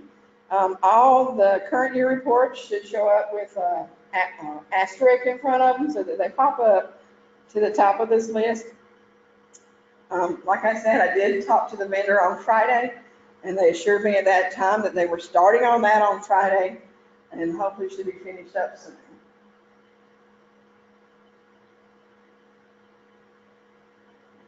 Any questions before we get into the beginning of the year?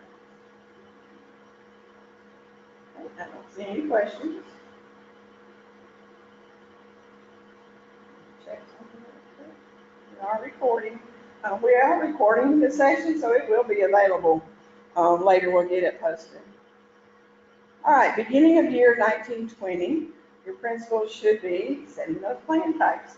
They need to check their staff list and assign the evaluation of PDP plan types. Ensure that they're all updated and assign the correct plan types. Remember, we have the comprehensive, the abbreviated, or the standard plan types, and we have that late hire plan.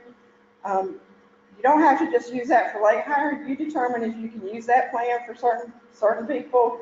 The majority of your people are going to get the standard, comprehensive, abbreviated, or standard. Late hire plan, most districts assign that, I guess, for people hired after January, but each district has their own rules on when to use the late hire plan. It can also be used for the one-offs that need a plan, because it does have all the standards in them, and it does have all the tabs for the peer and the extra observations in there. So you can modify that. It will say late hire, but you can use it to your benefit if you need it for some of those one-off people that need a plan in the system. So at the start of the year, most of you have already gotten in here probably, and maybe started setting those plan types. So all evaluation plans were set to not selected, or you may see a dash. Don't worry if you see a dash. That's just a system thing. Depending on how people came in the system, it means the same thing as not selected. And then all PDP plans were also set to not selected. So you can set those. While you're setting the plans, if you run into somebody that should not have a plan type, leave the PDP at not selected. Leave in the evaluation, please set it to no evaluation. That will help you with your reports, and it will help with any state reports that we have to run. It just helps get them into the report if it says no evaluation. And remember, the peer observer role was added in 1718. So now you can also assign your peer access rights to folks that are working on standard, abbreviated, and late hire plans as well. This is just a quick look to let you know what has to be completed throughout this year for that final summative evaluation container to open up. So of course the comprehensive has to have all 3 observations and the peer. So you have other people other than your beginning teachers on a comprehensive plan, and you're thinking maybe they just need the 3 observations. If they're on a comprehensive plan, you must also complete the peer. You may go in there and mark everything as not looked for, but that peer has to be completed. The standard plan has to have observations 1, 2, and 3. The abbreviated observation 1 and 2, and the late hire at least observation 1.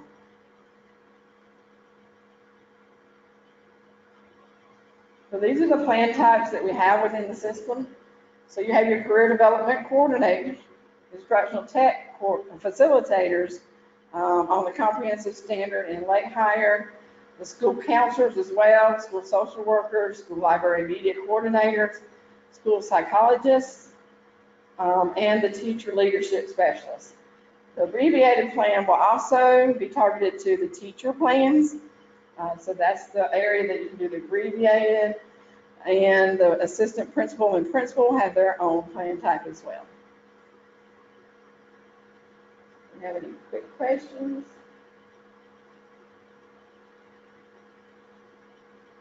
What was the part where you said choose no evaluation for reports? So when you're setting those plan types, if you have staff that don't get a teacher evaluation, please set that drop down to no evaluation.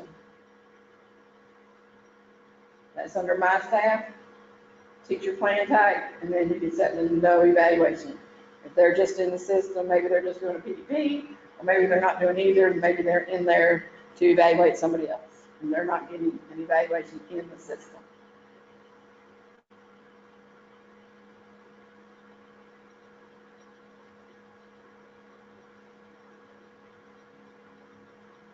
Okay.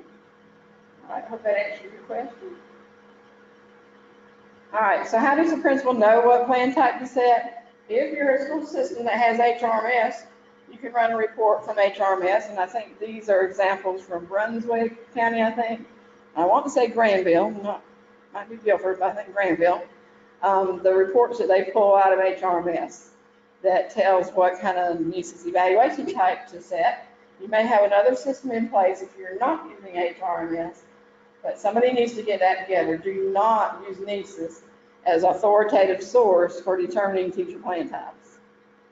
Everything is not fully correct in the demographics for teacher classification, so you cannot use NCEES for that.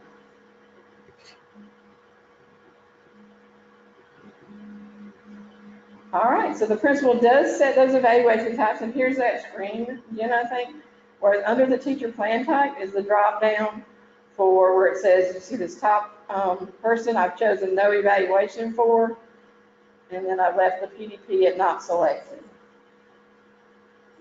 So this is where you select the drop down and choose the plan types. This is an overnight process, so once it's set, it does take overnight. There's no ifs, ands, or buts. No way around it. That's the way the system is set up, because it goes by the person import file as well, which runs overnight. So it's got to pull everything together and then say, oh, I see a plan type, let's get it assigned. It also, once you set both of these at the same time, the rubrics in each will match. So if you've got a PDP set and they're going to get a plan type, go ahead and set that plan type at the same time, because the PDP rubric is dependent on what rubric or what plan type you set under the teacher plan type. So if you've got a library media coordinator, set these both at the same time, so the rubric and the PDP will also be library media as it processes overnight. If for some reason the teacher has already been gung-ho, they've gotten in the system, they saw that a PDP was already set, but a plan type wasn't, and they open that PDP, so the counselor or the library media person will have a teacher rubric in there. So they should start the rubric, and then they can go under the menu, and once the plan type has processed overnight, now they've got their library media, they can delete the rubric from the PDP. So they have the menu at the top that shows that they started their assessment. Now they can go in and delete it, so they no longer have the teacher rubric in there, and then it will automatically pop right back in with the media rubric, if that's what they should have. You have any questions about that?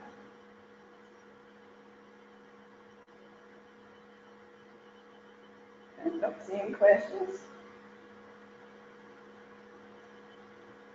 Here's just a little tidbit, and I'll get this policy number updated. The Board of Ed has updated a lot of their policy numbers. The updates are in the system, so I've updated all the links to the evaluation policy in the system. This is an old number here. We'll get that updated for you. But first 10 days, the principal should be telling the teachers and staff about their rubric for evaluating the North Carolina teachers. They should give them access to the policy, show them where they can find that, and then give them a schedule for completing that evaluation process. So they need to complete that orientation within 2 weeks of the teacher's first day. And the principal has to provide this information. And then we have the other 10 days rule that after a formal observation has taken place, the principal shall conduct a post-observation conference no later than 10 school days after each formal observation. All right, so they're going to be discussing information with the staff about that observation. DPI does not police this. This is for the districts. You should be policing yourselves on this 10 days. I know when we move to the new forms, they'll have a item in there that helps with this 10-day process that we could potentially set that says, hey, your 10 days is coming up. You need to complete this. But right now, we don't have it in our forms that we're working in right now. So let's look towards maybe 2020. We can get to the new forms. We're working on that right now and hope to test that out over this coming year.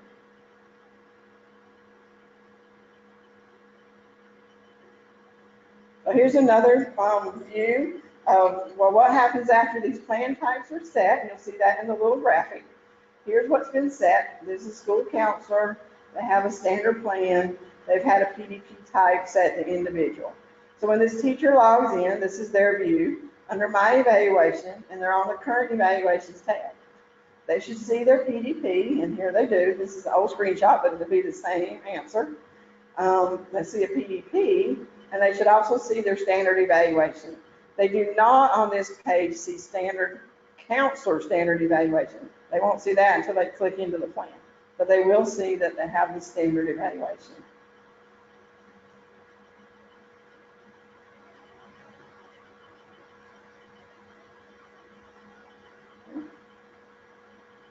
Wrong button. There we go. All right, so what does the principal see when they go under My Evaluation? So back on the My Staff page in the little screenshot, they've had a principal plan set, and oops, somebody just went down and marked everybody as individual, including the principal for the PDP. So here's Miss Betty. She's got a principal plan and a PDP plan type set. It's processed overnight. What does she see in My Evaluation, her evaluation staff? She should only see the principal plan. We have a rule in the system in place that says do not show a PDP to a principal. So if you have any principals that are seeing PDPs, I need to know about it because this rule is in place.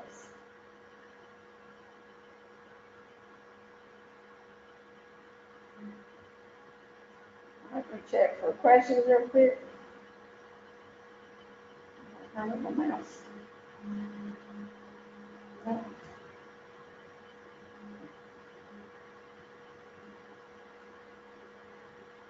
I don't see any questions. All right, so let's talk about beginning of year orientation. On the NCEES Google site, and we'll click over there. This link should work for you if that earlier link didn't work. This is the new NCEES Google site. There we go. Kim Simmons, and you see her picture here, she's worked very hard on getting this set up and transferring items from the wiki site over here into this Google site.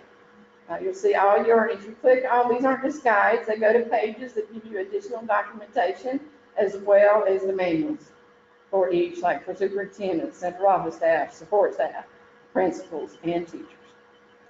Over here on the left this is new, beginning of year orientation. And this should be used as a supplemental resource for the orientation meeting. Don't just send your teachers out here and say, hey, this will count for orientation, go read this page.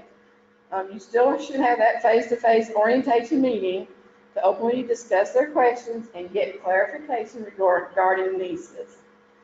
We recommend that the staff view the North Carolina Teacher Orientation recorded webinar presentation together with their principals. So that's, I think, at the bottom, oops, scroll too fast. At the bottom of this page, there's the orientation webinar. There's the presentation. There was a recorded webinar. Right, there it is. There's a link to the recorded webinar that Kim has done. And if you scroll all the way down, you also have some additional resources out there.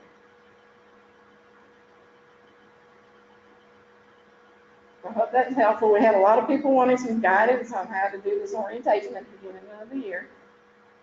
And Kim has worked really hard on this, so let her know if you appreciate it, and let her know if there's any changes that need to happen out here on this page, because it is new. You can pass that to me, and I'll pass it on to Kim.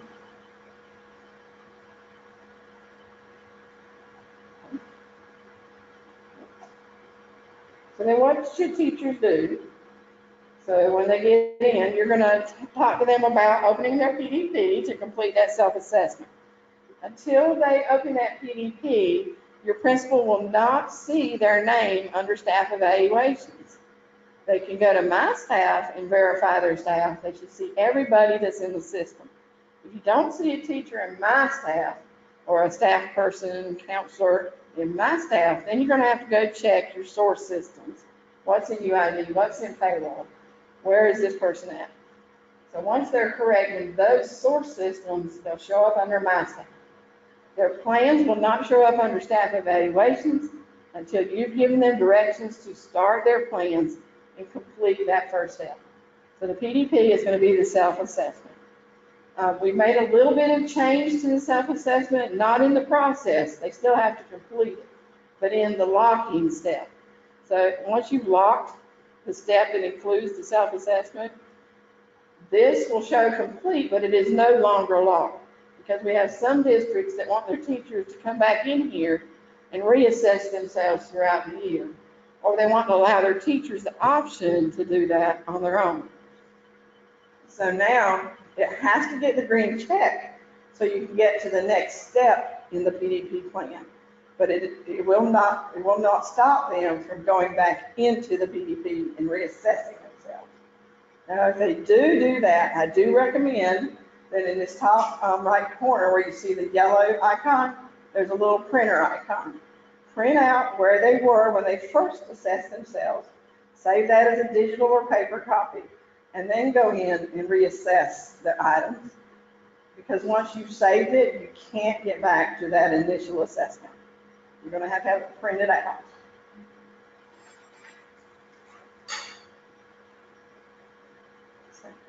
Okay, here's just another screenshot of how to do the self-assessment steps.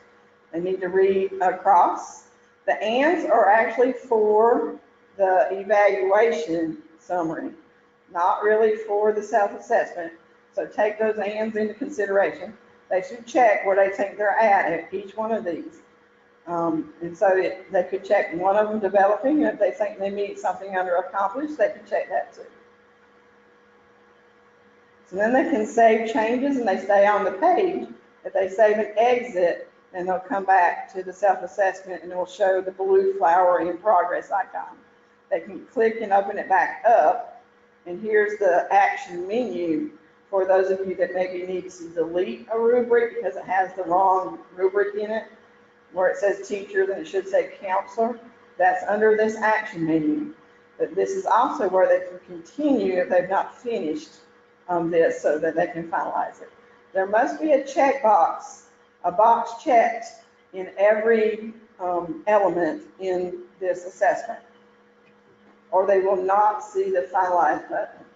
Once they can get in the action menu and see the finalize button, it means they've checked at least one box in every element.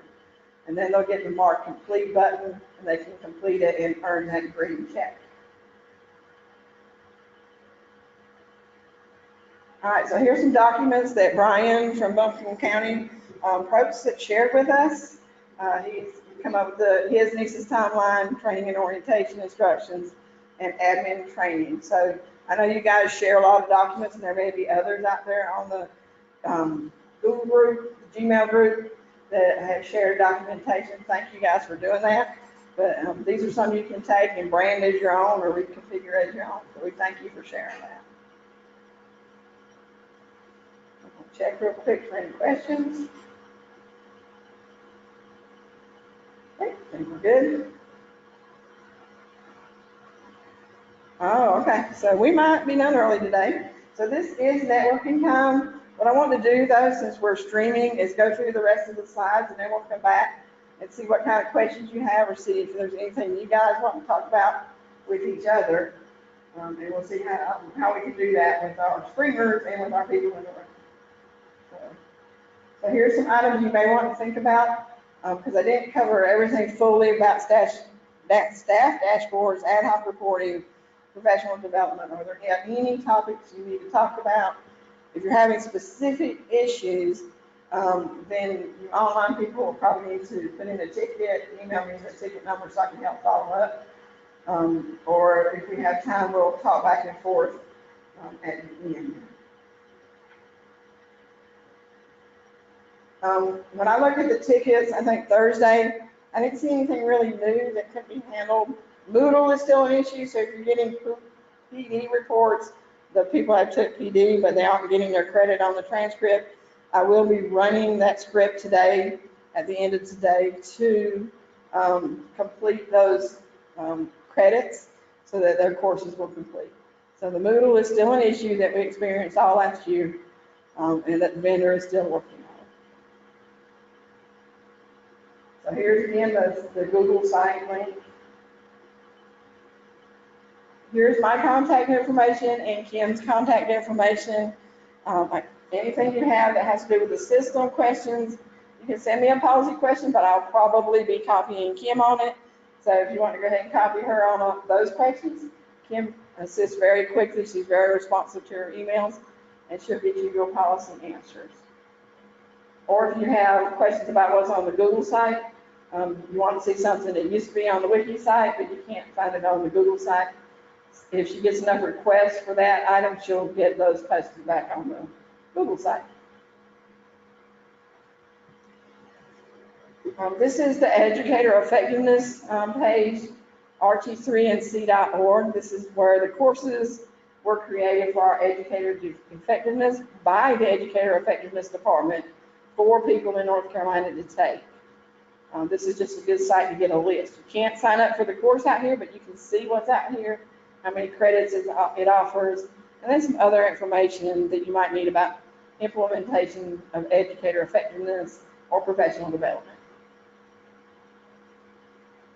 So we are working on getting an updated list for all our divisions courses that are in the catalog in NCEES, and we hope to get that posted. Probably it's going to take about a month or so to get all that together after we get all our other documents updated. But we'll work on getting a more up-to-date list on what's in the system. All right, our home-based support center we did talk about earlier. NCEES still should open tickets with service now.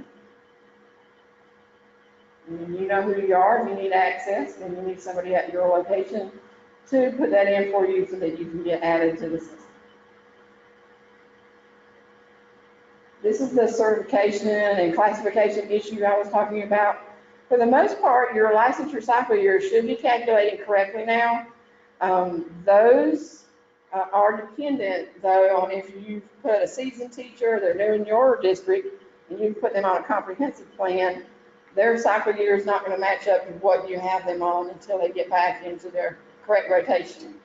I think sometimes you have issues with some lateral entries, but for the most part, your licensure cycle year, should be calculated correctly. It's this evaluation type that shows it's comprehensive for your seasoned teachers. That's because the codes, the classification teacher codes, are not being processed correctly by DPI. So we will be working with licensure to see what we can come up with so that we can get this statewide, and so our charters, our LEAs will all have their data pulled in correctly.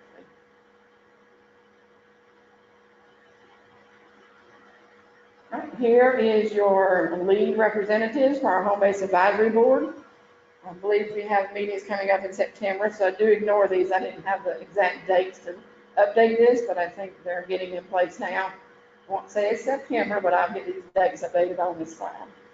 And then your other representatives at DPI, Rosalind Galloway has left, so we haven't replaced her yet. Maybe a couple months before that happens, but I think they're getting ready to do interviews. Robert Socks has been named as the NCEES business owner. So he's also worked with Kim very closely and Tom Tomberlin with EVOS. So Robert is our business owner, and he's a good person to answer policy questions. And if you need him to come out and train your principals on how to do those assessments, those rubrics correctly, he's willing to do that, but he is a very busy calendar, so get your request in well ahead of time. But he's also been walking you through that observation. I will be starting back the NCEES office hours. We had this last year, but I don't think one time I had one person join. So, but I do want to keep them going. So we'll try to keep it on Tuesdays and Thursdays, and I'll send out a link as soon as I get it set up for this year. We'll probably start those in a week or two. So if you have questions at the beginning of the year, we can also use them if you want a chance for me to walk you through something in the system that we can look at that through the training system probably, so that we don't show anybody's information, but it's a good chance for you to ask those specific questions that you need answers. So I'll get that information, the link sent out for the webinar office hours. All right. And then it's time for you guys to ask your questions, but one reminder before we kind of wrap up. Looks like we're ending a little early today. This is our link to our feedback. We listen, we read, we look at this, so please do give us some feedback. What else would you see, especially on this process for the streaming? Was this good for you? Did you enjoy having this option? I hope it doesn't reduce our face-to-face numbers, but I'm very glad that we are trying this out, because I know we have people that can't travel so far, and I hope this is beneficial that you can log in and do the streaming screening of the webinar can join us. So I think that's been awesome. All right, I'm just going to check for questions one more time. All right, so if you have any questions, please get that in. This is your chance now to do that.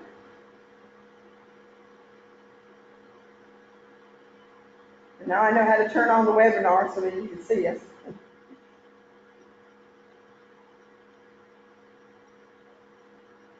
Oh, you're welcome. Thank you, Brian.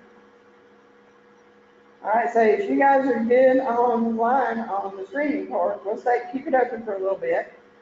So in case any other questions come in, but yeah, I see somebody says the webcam is on. Yes. Yeah. So now we need to get you guys webcam so I can see you guys. All right, so we'll go ahead and end then. So, but I'll leave this on for a couple minutes in case we have any additional online questions coming in. So you guys go have a great day, and thank you again for joining us.